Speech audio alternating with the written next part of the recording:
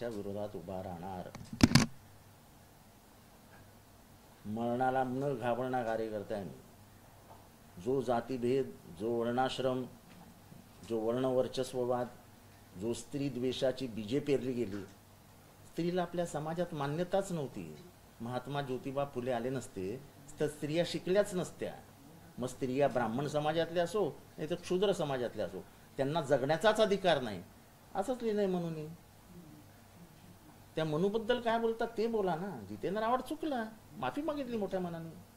आणि मला आनंद आहे की छगन भुजबळ उघडपणाने म्हणाले की त्याचा उद्देश बघा काय तो. जयंत पाटील म्हणाले त्याचा उद्देश बघा काय तो. सुषमा अंधारे म्हणाले त्याचा उद्देश बघा काय तो.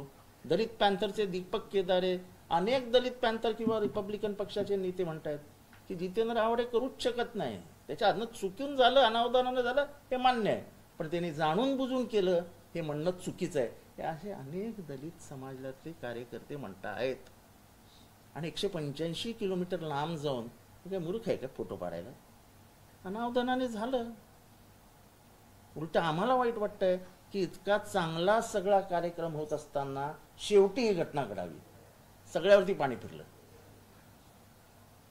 97 वर्षानंतर, लक्षात घ्या, 97 वर्षानंतर कोणीतरी तिथे जाऊन सुरभानाना टिपणीस यांचा नातू मिलिंद टिपणीस यांना बरोबर घेऊन, तिथे अनेक जण त्या काळातल्या लोकांचे नातेवाईक होते, ते तिथे आले होते आणि त्यांनी सगळ्यांनी मिळून हे केलं. आणि त्या सगळ्यांनी टीव्हीला सांगितलं की जितेंद्र आव्हाड किंवा इतर कार्यकर्त्यांकडनं झालं ते अनावधानाने झालं. त्यांना माहितीच नाही की खाली फोटो कोणाचा आहे. काही ठिकाणी म्हणजे महाडमध्ये, ठाण्यामध्ये किंवा महाराष्ट्रात काही ठिकाणी अॅट्रॉसिटीचा. ठीक आहे ना, आम्ही गुन्हे झेलायला तयार आहोत. चुकी आमची आहे.